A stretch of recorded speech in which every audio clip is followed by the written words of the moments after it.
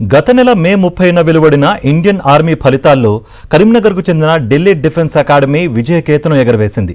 వివిధ విభాగాల్లో 193 మంది విద్యార్థులు ఉద్యోగాలు సాధించారు. అగ్నివీర్ జనరల్ డ్యూటీ విభాగంలో 157, టెక్నికల్ విభాగంలో 17, ట్రేడ్స్మెన్ విభాగంలో 14 మంది ఉద్యోగాలు పొందారు.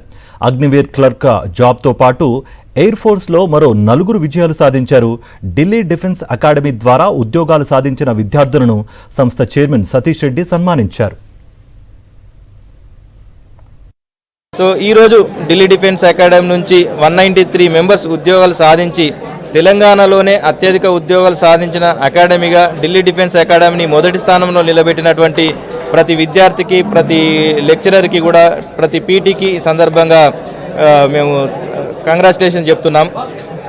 ఒక ఓపికతోటి, పట్టుదలతోటి కష్టపడితే ప్రతి ఒక్క విద్యార్థి కూడా ఇండియన్ డిఫెన్స్లో ఒక ఉద్యోగం సాధించవచ్చు అనడానికి ఈరోజు ఇక్కడ ఉద్యోగం సాధించినటువంటి ఈ విద్యార్థులే మనకు సాక్ష్యం.